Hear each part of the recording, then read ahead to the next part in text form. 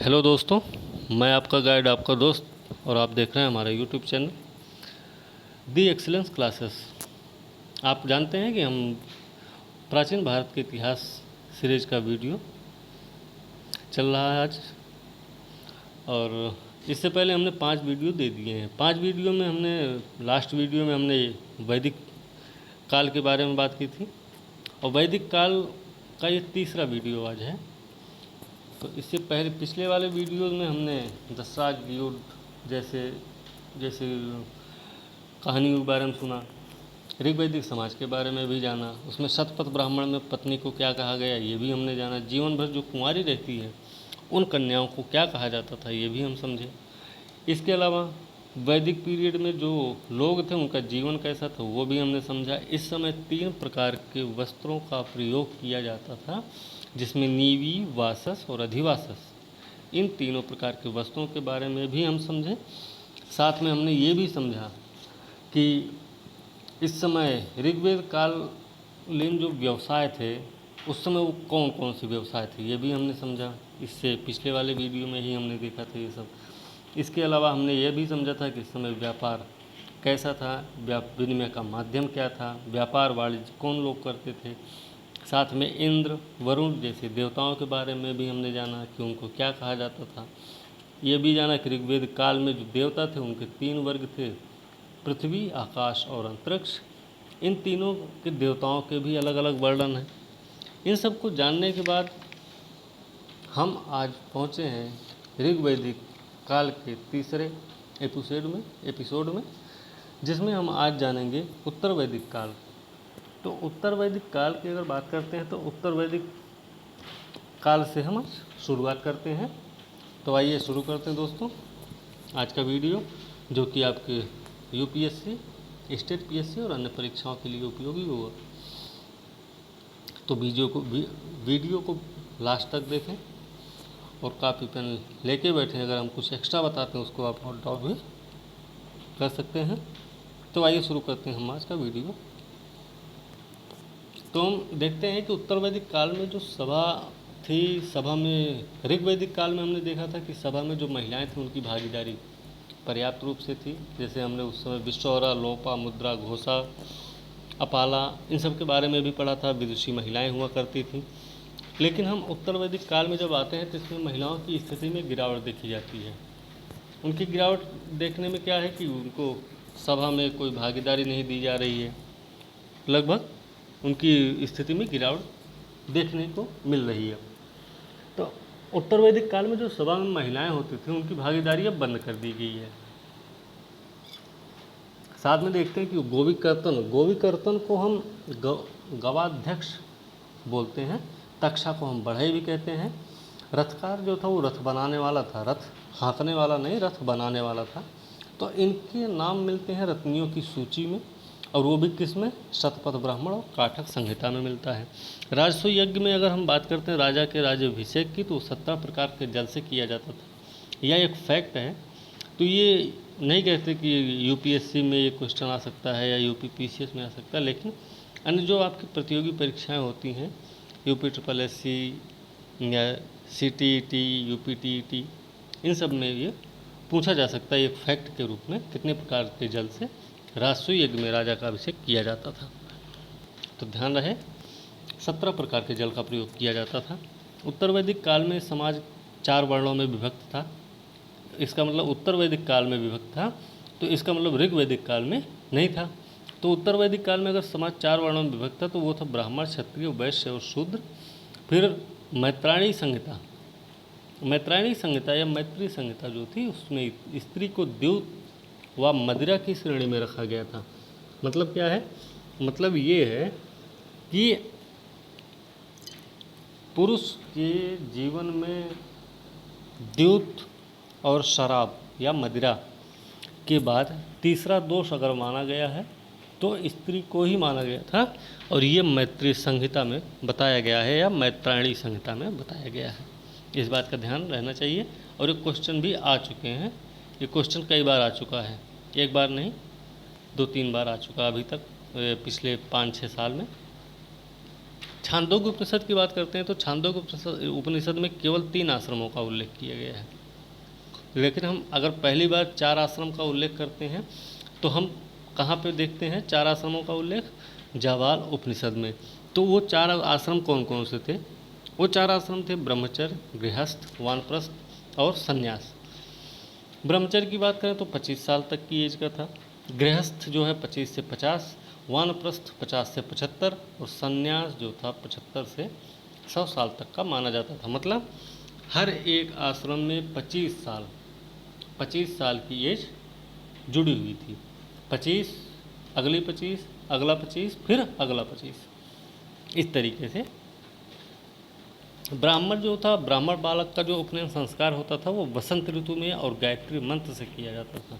इस बात का ध्यान रखना कि गायत्री मंत्र से वसंत ऋतु में किस के बालक का उपनयन संस्कार होता था? तो ब्राह्मण का। क्षत्रिय बालक का उपनयन संस्कार जो होता था वो गर्मी में होता था, ग्रीष्म ऋतु में होता था और त्रष्टुप मंत्र से किया जाता था। इसके आगे देखते हैं कि वैश्य बालक जो होता था उसका उपनयन संस्कार होता था शरद ऋतु में और ये जगती मंत्र द्वारा किया जाता था। अब एक शब्द है ब्रह्मवादिनी, मिलान करने के लिए आ सकता है कि ब्रह्मवादिनी और साध्यवधू, ये भी क्वेश्चन आए हुए हैं, तो इनके बारे में भी थोड़ी जानकारी होनी चाहिए। तो ब्रह्मवादिनी कौन थी? जो जीवन भर आश्रम में रह के शिक्षा ग्रहण करती थी। जो कन्या जीवन भर आश्रम में रह के शिक्षा ग्रहण करती थी उसको ब्रह्मवादिनी कहा जाता था। और साध्यवधि वधू वो थी जो विवाह से पहले, जब तक विवाह नहीं हो रहा तभी तक आश्रम में रह के वो शिक्षा ग्रहण करती थी, उसी को साध्यवधू कहा गया था। अब गृहस्थ आश्रम जो कि हमने बताया था कि 25 साल तक का था, तो उस आश्रम में क्या था कि 5 महायज्ञ किए जाते थे। सबसे पहला महायज्ञ था ब्रह्मयज्ञ, जो प्राचीन ऋषियों के प्रति श्रद्धा प्रकट की जाती थी। ब्रह्मयज्ञ करके प्राचीन ऋषियों के प्रति श्रद्धा प्रकट की जाती थी। अगला था देवयज्ञ, देवयज्ञ जो था देवताओं के सम्मान में किया जाता था। तीसरा भूत यज्ञ था जो सभी प्राणियों का कल्याण मात्र के लिए किया जाता था। इसके आगे है पितृयज्ञ, पितृयज्ञ पितरों के तर्पण के लिए होता था और ये पितृयज्ञ आज भी होता है। आज भी साल भर में एक बार पितृपक्ष होता है जो 15 दिन का होता है। उस समय आप भी गांव में देखते होंगे कि उस दिन जिस दिन कोई मरा होता है, जैसे प्रतिपदा को, द्वितीया को, तृतीया, चतुर्थी, पंचमी, षष्ठी, सप्तमी, अष्टमी, नवमी, दसवीं, एकादशी या द्वादशी या तृतीया या चतुर्दशी या फिर पूर्णिमा या अमावस्या, पूर्णिमा ही होता है। तो इस दिन जो भी मरे होते हैं, जिनकी मृत्यु होती है, वो क्या करते हैं? पितरों के तर्पण के लिए उस दिन खाना भी खिलाते हैं और पूजा पाठ भी करते हैं। इसके आगे था मनुष्ययज्ञ, मनुष्ययज्ञ जो था मानव मात्र के कल्याण के लिए किया जाता था। शतपथ ब्राह्मण में कृषि की चारों क्रियाओं का वर्णन किया गया है। इसका मतलब है कृषि की 4 क्रियाएं थी, कौन कौन सी? वो थी जुताई, बुआई, निराई और कटाई, या फिर गुड़ाई और कटाई। तो ये 4 क्रियाएं थी इसकी। अब इन 4 क्रियाओं के बारे में जानकारी कहाँ से मिलती है हमें? शतपथ ब्राह्मण से। काठक संहिता की बात करें तो काठक संहिता में हमें 24 बैलों द्वारा हलों को खींचने का उल्लेख मिलता है। बात करते हैं उत्तर भारत में, तो उत्तर भारत में अगर लोहे के प्रचार की बात की जाती तो ये आपको पता होना चाहिए कि उत्तर वैदिक काल में ही प्रचार किया गया था। तो इसका मतलब है कि ऋग वैदिक काल में उत्तर भारत में लोहे का प्रचार नहीं हुआ था। इस बात को भी ध्यान में रखना है आपको। आगे बात करते हैं कि उत्तर वैदिक साहित्य में लोहे को कृष्ण अयस कहा गया है। उत्तर वैदिक साहित्य में लोहे को कृष्ण अयस कहा गया है। तैत्तिरीय संहिता में ऋण के लिए कुसीद कहा गया है। ऋण के लिए मतलब वो पैसा भी था या फिर कुछ कोई वस्तु थी, जैसे उधार कोई लेता है, कोई सामान ले रहा है, कोई वस्तु ले रहा है, कोई पैसा ले रहा है, तो वो जो पैसा या वस्तु लेता था वो वही पैसा या वस्तु को हम कुसीद बोलते हैं। कहाँ पे? तैत्तिरीय संहिता में। लेकिन शतपथ ब्राह्मण में उधार देने वाला जो होता था उसी को हम कुसीदिन कहते हैं। निष्ठ, सतनाम, कृष्णण और पाद, ये सब क्या थी? माप की इकाइयाँ थीं। स्टेटमेंट के रूप में आ सकता है, मिलान के रूप में आ सकता है, या फिर हो सकता है कि ऐसे भी आ सकता है कि निम्नलिखित में से कौन कौन सी माप की इकाइयाँ थीं। तो ये चारों नाम अगर दे देता है तो चारों नाम सही माने जाएंगे। वाजसनेयी संहिता और तैत्तिरीय ब्राह्मण की अगर बात करते हैं तो इन दोनों में व्यवसायों की लंबी सूची प्राप्त होती है। उत्तर वैदिक काल में लाल मृदभांड बहुत प्रचलित था। लाल मृदभांड मिट्टी का बर्तन है और लाल कलर है उसका, तो ये बहुत प्रचलित था उत्तर वैदिक काल में। और इसी समय उत्तर वैदिक काल में अगर हम देखते हैं तो इसमें धर्म और दर्शन के क्षेत्र में महत्वपूर्ण प्रगति हुई। दर्शन की भी बात हम करेंगे, अभी आगे वीडियोज़ में बात होगी इसकी। उसके बाद हम देखते हैं वरुण और इंद्र का स्थान अब चेंज हो जाता है, जो कि ऋग्वैदिक काल में 3 प्रकार के देवता थे, आकाश, पृथ्वी और अंतरिक्ष के देवता थे। तो उसमें उन देवताओं के स्थान भी अब चेंज हो रहे हैं उत्तर वैदिक काल में आने के बाद। तो उत्तर वैदिक काल में प्रजापति, विष्णु, शिव और रुद्र जो थे वो वरुण और इंद्र का स्थान ले चुके थे। यज्ञों में पशु बलि प्रथा को महत्व मिला और उसके बाद यज्ञों का विशाल अनुष्ठान भी इस समय होने लग गया था। तो उत्तर वैदिक काल में जो भी परिवर्तन होते हैं उसमें महिलाओं की स्थिति गिर रही है, धर्म और दर्शन क्षेत्र में महत्वपूर्ण प्रगति देखी जा रही है। वरुण और इंद्र का स्थान प्रजापति, विष्णु, ऋषि और रुद्र ने ले लिया। यज्ञों में पशु बलि प्रथा को महत्व दिया जाने लगा। यज्ञों का विशाल अनुष्ठान हुआ। उत्तर वैदिक काल जब समाप्त होता है, जैसा कि आप जानते भी हैं कि ऋग्वैदिक काल 1500 से 1000, फिर उत्तर वैदिक काल 1000 से 600 है, 600 BC तक का है। तो इतने में जब हम देखते हैं तो आप 600 BC में जब उत्तर वैदिक काल समाप्त होता है तो इसी समय बौद्ध धर्म का उदय हो रहा, फिर जैन धर्म आएगा। तो उत्तर वैदिक काल में जो भी कमियां हैं, जो भी समाज में दिक्कतें रहीं, जो भी समाज में दिक्कतें व्याप्त हुई, जैसे यज्ञों में पशु बलि प्रथा को महत्व दिया जा रहा था, यज्ञों का विशाल अनुष्ठान भी किया जा रहा था। अब वरुण और इंद्र का स्थान प्रजापति, विष्णु, शिव, रुद्र ने ले लिया था।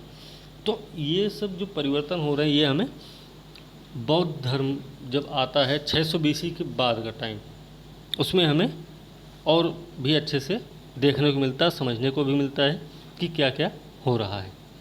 आगे बात करते हैं कि 5 दिनों तक जो चलने वाला यज्ञ होता था उसको हम अग्निष्टोम बोलते हैं। अग्निष्टोम हम 5 दिनों तक चलने वाले यज्ञ को बोलते हैं। और गुह्य सूत्र में 16 संस्कारों का वर्णन किया गया है और साथ में 8 प्रकार के विवाह का भी वर्णन किया गया है। इस तरह से दोस्तों वैदिक पीरियड खत्म हुआ। वैदिक पीरियड ऋग्वैदिक और उत्तर वैदिक। तो हमने क्या जाना, ऋग्वैदिक काल में 3 प्रकार के देवता थे, पृथ्वी, आकाश और अंतरिक्ष के देवता थे। उनके व्यवसाय के बारे में जाना, उनको विनिमय का माध्यम क्या था, वो व्यापार कैसे करते थे, उनके व्यापार अदला बदली वाले थे। फिर उत्तर वैदिक काल में हम आते हैं, देखते हैं महिलाओं की स्थिति बड़ी खराब होने वाली है और ख़राब हो जाती है क्योंकि उनकी स्थिति में परिवर्तन हो रहा है और समाज में भी बहुत सारे परिवर्तन हो रहे हैं। जैसे हमने देवताओं के बारे में भी बताया था कि देवताओं के स्थान चेंज हो रहे हैं। उसके अलावा फिर पशु बलि प्रथा को महत्व दिया जाने लगता है। उत्तर वैदिक काल में ही हमने पढ़ा कि उत्तर भारत में लोहे के प्रयोग की बात की जाने लगती है।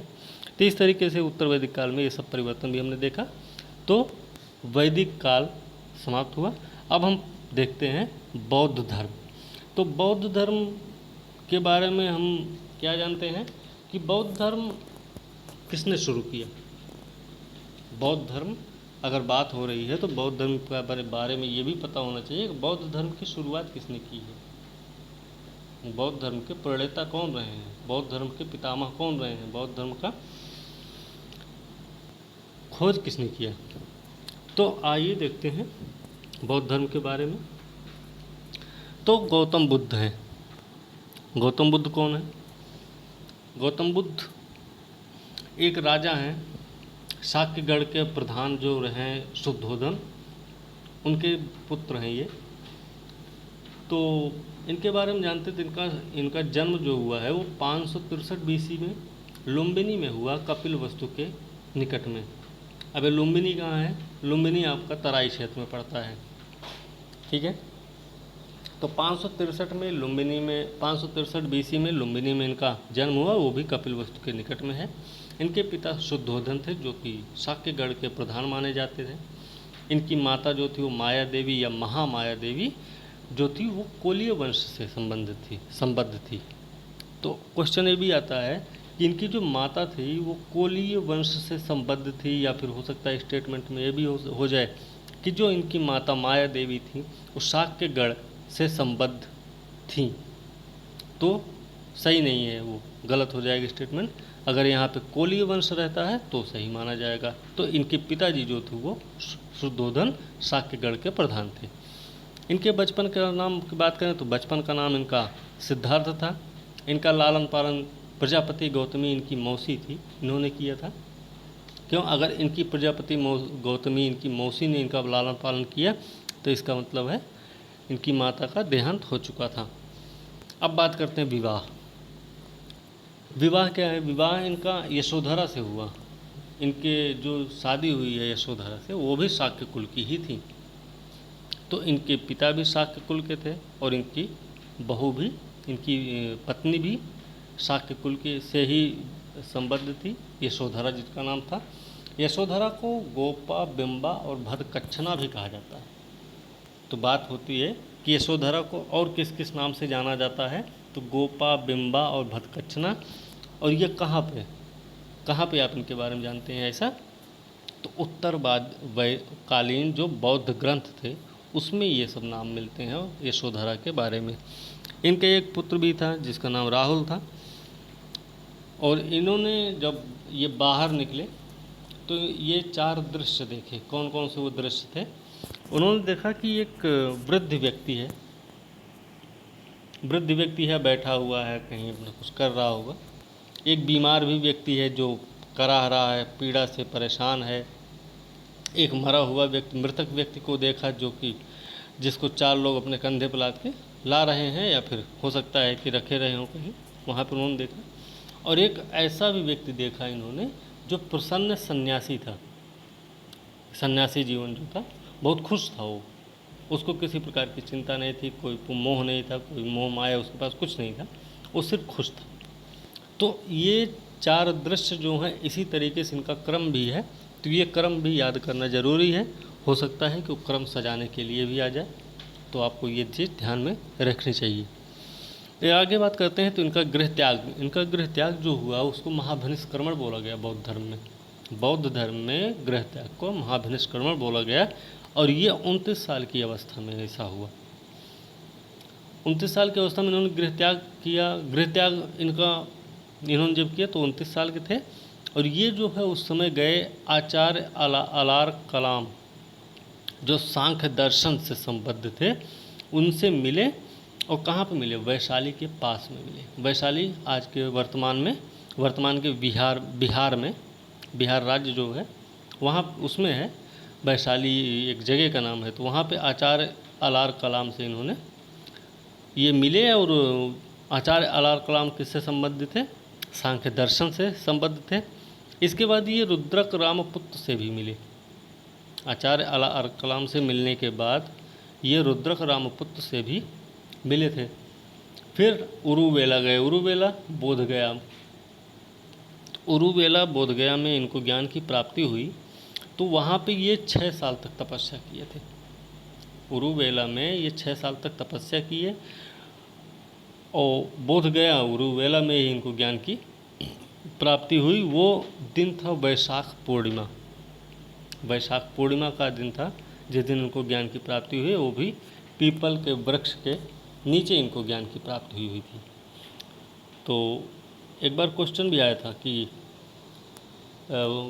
गौतम बुद्ध का संबंध पूर्णिमा है जो ये ज्ञान की प्राप्ति का टाइम है, वो कौन सी पूर्णिमा थी? तो वैशाख पूर्णिमा थी वो दिन। ठीक है, तो ये चीज़ ध्यान रखना है। तो एक अन्य नाम इनका है तथागत। तथागत इनका एक और नाम है। इनका एक और नाम जो है वो तथागत है, जिसका अर्थ होता है सत्य है ज्ञान जिनका ज्ञान सत्य है वही है तथागत। आगे बात करते हैं कि शाक्य कुल में इनका जन्म हुआ तो इनको शाक्य मुनि भी कहा गया, तथागत भी कहा गया, शाक्य मुनि भी कहा गया। शाक्य मुनि इसलिए कहा गया क्योंकि ये शाक्य कुल में पैदा हुए थे। आगे इन्होंने पहला उपदेश जो दिया वो ऋषिपत्तन में दिया था। ऋषिपत्तन क्यों बोलते हैं उसको? ऋषिपत्तन इसलिए बोलते हैं क्योंकि वहाँ पे ऋषि लोग तप करते थे। बहुत सारे ऋषि लोग रहते थे वहाँ पे, तप करते थे, इसलिए उसको ऋषि पत्तन बोला गया। सारनाथ तो आज का नाम है। उसी को एक नाम और दिया जाता है मृगदाव। मृग का मतलब होता है हिरण, तो वहाँ पे हिरण बहुत सारे थे इसलिए उसका नाम मृगदाव भी है। तो ये भी ध्यान रखना आपको, मृगदाव, ऋषिपत्तन, सारनाथ, वाराणसी, जो भी बोल सकते हैं, या फिर ऑप्शंस में जो भी रहे। तो प्रथम उपदेश को धर्मचक्र प्रवर्तन के नाम से जाना जाता है। अब बुद्ध के जीवन से संबंधित कुछ प्रतीक चिन्ह रहे हैं। और प्रतीक चिन्ह क्या क्या रहे हैं? प्रतीक चिन्ह रहा है, घटना है, जैसे जन्म, पैदा जब हुए तो ये इसका प्रतीक चिन्ह क्या है? कमल और सांड है।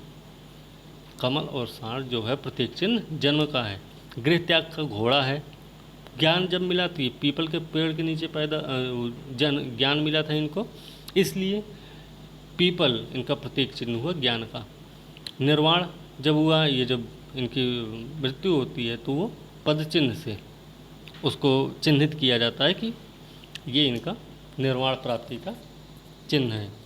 बिंबिसार था जो मगध का रहने शासक था, इसने निवास के लिए बेलुवन नामक महाविहार का निर्माण करवाया था। किसके निवास के लिए? गौतम बुद्ध के। गौतम बुद्ध के निवास के लिए बिंबिसार ने मगध में बेलुवन नामक महाविहार का निर्माण करवाया। और लिच्छवी लोग कहाँ थे? वैशाली में। तो लिच्छवियों ने निवास के लिए इनके लिए क्या किया? महावन में कुटाग्रशाला का निर्माण करवाया। तो कुटाग्रशाला अलग है, कुटाग्रशाला का निर्माण किसी और ने करवाया है। वेलुवन नामक महाविहार का निर्माण किसी और ने करवाया है। तो ध्यान रखना है कि लिच्छवियों ने निवास के लिए महावन में कुटाग्रशाला का निर्माण करवाया और बिंबिसार ने निवास के लिए बेलुवन नामक महाविहार का निर्माण करवाया है। आगे देखते हैं, वैशाली की प्रसिद्ध जो नगर वधू थी, वैशाली की नगर वधू जो थी प्रसिद्ध, वो आम्रपाली थी। तो आम्रपाली क्या थी भाई? आम्रपाली जो थी इनकी शिष्या बनी इनकी। और उन्होंने क्या किया? भिक्षु संघ के निवास के लिए उन्होंने अपनी आम्र वाटिका इनको दान कर दी या प्रदान कर दी, दे दी उनको, जो भी है। तो वैशाली जो प्रसिद्ध नगर वधू आम्रपाली थी वो इनकी शिष्या बनी और उसके बाद उन्होंने भिक्षु संघ के निवास के लिए अपनी आम्रवाटिका प्रदान की। ज्ञान प्राप्ति की जब हुई इनको तो उसके 8वें साल में इन्होंने आनंद के कहने पर महिलाओं को संघ में प्रवेश की अनुमति प्रदान की, वो भी कहाँ? वैशाली में ही। तो ये भी ध्यान रखना है कि वैशाली में ज्ञान प्राप्ति के 8वें वर्ष में आनंद के कहने पर महिलाओं को संघ में प्रवेश की अनुमति प्रदान की गई। उस संघ में प्रवेश करने वाली जो पहली महिला थी उनकी मौसी थी जिन्होंने इनका पालन पोषण किया था। हमने आपको बताया था प्रजापति गौतमी मौसी तथा विमाता दोनों थी बहरहाल। तो बौद्ध धर्म का सबसे ज़्यादा प्रचार जो हुआ वो कोसल राज्य में हुआ। कोसल आज का अवध वाला क्षेत्र, अवध का क्षेत्र जो फैजाबाद, अयोध्या, ये सब क्षेत्र आते हैं उसमें। तो कोसल राज्य में सबसे ज़्यादा इसका प्रचार होता है। तो कोसल का जो प्रसिद्ध व्यापारी था अनाथ पिंडक, कोसल का प्रसिद्ध व्यापारी अनाथ पिंडक था, वो इनका शिष्य बना और जेतवन इनको दान दिए। जेतवन भरहुत अभिलेख में ये बताया गया है कि कोसल का एक प्रसिद्ध व्यापारी अनाथ पिंडक था जिसने जो शिष्य बना और इनको जेतवन दान में दिया था। कौशल नरेश जो थे प्रसेनजित इनके शिष्य बने।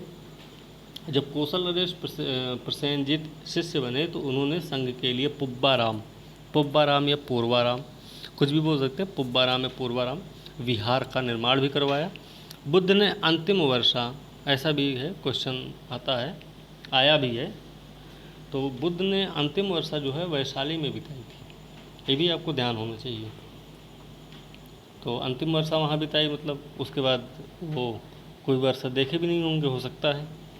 तो अंतिम वर्षा उन्होंने वैशाली में ही बिताई थी। और बुद्ध ने अपना अंतिम उपदेश जो दिया था वो सुभद्र को दिया था। एक बार क्वेश्चन भी आया था कि उन्होंने गौतम बुद्ध ने अपना जो उत्तराधिकारी किसको नियुक्त किया, तो उसमें सुभद्र का भी ऑप्शन था, लेकिन सुभद्र को उन्होंने नहीं किया था। तो सुभद्र को उन्होंने अपना अंतिम उपदेश दिया था बस, और अपना उत्तराधिकारी उन्होंने कभी किसी को नियुक्त नहीं किया था। ये बात हम आगे भी जानेंगे अभी। तो कुशीनारा में इन्होंने महापरिनिर्वाण शरीर त्याग जिसको बोलते हैं 483 BC में गौतम बुद्ध ने प्राप्त किया। कुशीनारा उत्तर प्रदेश में है आज के टाइम में। तो कुशीनारा में महापरिनिर्वाण शरीर त्याग इन्होंने 483 BC में किया था। बुद्ध का जो प्रथम उपदेश हुआ वो धर्मचक्र प्रवर्तन रहा, और धर्मचक्र जो प्रवर्तन रहा उसमें 4 आर्य सत्यों की बात की गई है। बुद्ध के प्रथम उपदेश धर्मचक्र प्रवर्तन में 4 आर्य सत्य की बात की गई। तो उस 4 आर्य सत्य कौन कौन से थे? एक तो था दुख, दूसरा था दुख का कारण, तीसरा था दुख का दुख निरोध, और चौथा था दुख निरोध गामिनी प्रतिपदा। बुद्ध के अनुसार जो दुख का मूल कारण था वो अविद्या के विनाश का उपाय था अष्टांगिक मार्ग। तो बुद्ध कहते हैं जो दुख है ना, दुख का मूल कारण अविद्या है। अगर ज्ञान नहीं है तो दुख ही है। तो दुख का मूल कारण इन्होंने अविद्या बताया था, और कहा था कि अगर इसका विनाश करना है तो उसके लिए अष्टांगिक मार्ग हैं, उनको आप अपनाइए, तो इससे आपके दुख का निवारण हो सकता है। तो वो अष्टांगिक मार्ग क्या थे इनके, ये जानते हैं। अष्टांगिक मार्ग थे सम्यक दृष्टि। सम्यक मतलब होता है कि समान या अच्छा, ऐसा कुछ। तो सम्यक दृष्टि, अच्छी दृष्टि रखिए, समान दृष्टि होनी चाहिए। सम्यक संकल्प, सम्यक वाक। सम्यक वाक मतलब अच्छी बातचीत होनी चाहिए, आपकी बात से किसी को कष्ट ना हो, आपकी बात से किसी को तकलीफ भी ना हो। फिर सम्यक क्रमांत, सम्यक आजीव, सम्यक व्यायाम, सम्यक स्मृति और सम्यक समाधि। यह अष्टांगिक मार्ग हैं जो कि दुख निरोध के उपाय हैं। और दुख का मूल कारण इन्होंने अविद्या ही बताया था। तो अविद्या का विनाश किससे होगा? इन्हीं अष्टांगिक मार्गों से होगा। इस तरीके की बात की थी। अब इन्होंने अविद्या ये नहीं बताया कि अब किस क्लास में पढ़े, कितनी क्लास तक पढ़े, अंगूठा छाप है, ऐसा कुछ नहीं। उन्होंने ये बताया कि आप जानिए कि इस यहाँ पृथ्वी पे या इस संसार में क्या क्या है, कैसे कैसे है, और किनके साथ कैसा व्यवहार होना चाहिए, ये सब इन्होंने ऐसा बोला था अष्टांगिक मार्ग के बारे में। तो अष्टांगिक मार्ग के द्वारा ही इन्होंने ऐसा कुछ बताया कि उससे अविद्या का विनाश हो सकता है। इसके आगे इन्होंने बोला कि बुद्ध का जो मत था वो मध्यम मार्ग या मध्यमा प्रतिपदा था। इन्होंने गौतम बुद्ध ने जो मत बताए तो मध्यम मार्ग कहलाया। मध्यम मार्ग क्या था कि आप किसी से झगड़ा ना करिए और ना ही किसी से बहुत ज़्यादा घुल मिल जाइए। मध्यम मार्ग अपनाइए, आप हमेशा एक अच्छे संबंध की ओर अग्रसर रहेंगे। बौद्ध धर्म के त्रिरत्न थे, तो वो बौद्ध धर्म के त्रिरत्न क्या क्या थे? बुद्ध, धम्म और संघ। इनको ध्यान में रखना है। तो ये महत्वपूर्ण भी थे, सबसे ज़्यादा बहुत महत्वपूर्ण थे ये जो त्रिरत्न थे। बौद्ध संगीतियाँ हुई हैं, वो बौद्ध संगीतियाँ जो हुई थी 4 हुई थी। तो इसमें से जो बौद्ध संगीतियाँ रही हैं वो पहली बौद्ध संगीति 483 BC में हुई थी। आपको पता है कि 483 BC में ही कुशीनारा में उन्होंने अपना शरीर त्याग दिया था। तो 483 में BC में ही पहली बौद्ध संगीति हुई जो कि राजगृह में हुई है। वहाँ पे उसका अध्यक्ष जो था वो महाकश्यप था और अजातशत्रु राजा थे उस समय। दूसरी बौद्ध संगीति होती उससे 100 साल बाद, 100 साल बाद होती। तो 100 साल बाद जो हो रही वो 383 BC में हो रही है। वो हो रही है राजगृह के पास में ही वैशाली। वैशाली में अध्यक्ष कौन है? सुबुकामी, और राजा रहे हैं कालाशोक। कालाशोक अजातशत्रु के ही से ही संबंधित थे, ऐसा कुछ। तीसरी जो बौद्ध संगीति होती है वो 247 BC में होती है। तीसरी बौद्ध संगीति 247 BC में पाटलिपुत्र में होती है। उस समय अध्यक्ष थे मोग्गलीपुत्र तिस्स और राजा थे सम्राट अशोक या महान अशोक। चौथी बौद्ध संगीति होती 102 AD में। अब AD आ गया। AD का मतलब क्या है? एनो डोमिनी, ईसवी शताब्दी या ईसा के बाद का समय है ये, ठीक। तो चौथी बौद्ध संगीति 102 AD में होती है। वो कुंडलवन कश्मीर में हुई। वहाँ पे अध्यक्ष थे वसुमित्र और उपाध्यक्ष थे अश्वघोष और राजा थे कनिष्क। तो दोस्तों आज का लेक्चर हम यहीं समाप्त करते हैं और इसके आगे हम कल स्टार्ट करेंगे और कल देखेंगे कि बौद्ध धर्म के बारे में अभी और भी कुछ चीज़ें हैं जो अभी हम नहीं बता पाए हैं। तो आप देखते रहें, इसको अच्छे से समझें और अंतिम तक वीडियो ज़रूर देखा कीजिए और अच्छे से देखा कीजिए, आप समझा के भी कीजिए। ऐसा नहीं कि आप देख के अपना कोटा पूरा करते हैं या अपना टाइम आप ख़त्म कर लिए, चलिए ठीक है आधा घंटा हमने देख लिया तो आधा घंटा पढ़ा है। तो आधा घंटा पढ़ने का मतलब या वीडियो देखने का ये मतलब नहीं कि आपने देख लिया तो आपका क्लास पूरा हुआ, आपका काम पूरा हो गया। आपका काम तभी पूरा माना जाएगा जब आप उस वीडियो को देखने के बाद या उस किताब को पढ़ने के बाद आप उसमें से कुछ हासिल कर लेंगे, तभी आपका क्लास, आपकी पढ़ाई, आपका काम तभी पूरा माना जाता है। तो इसलिए आप इस वीडियो से इतना समझिए कि आपको जो भी बताया जा रहा है उसको आप ध्यान से सुनिए। आप उसको नोट डाउन भी कर सकते हैं, अगर नहीं नोट डाउन करते हैं तो आप ऐसे ही सुन सकते हैं। सुनते सुनते भी बहुत सारी चीज़ें याद हो जाती हैं। तो इसे आप वीडियो को अगर आपको अच्छा लगे तो आप लाइक भी कीजिए, इसको सब्सक्राइब कीजिए हमारे चैनल को, और आप अपने दोस्तों को भी शेयर कीजिए। जहाँ तक हो सके आप अपने दोस्तों को शेयर कीजिए, उनको भी इसका लाभ मिले। वो भी लॉकडाउन में है, लॉकडाउन चल रहा है तो वो भी अपने घर पे ही हैं, तो घर पे हैं तो वो भी पढ़ाई करते रहें जिससे। तो थैंक दोस्तों, धन्यवाद, आपका दिन शुभ हो।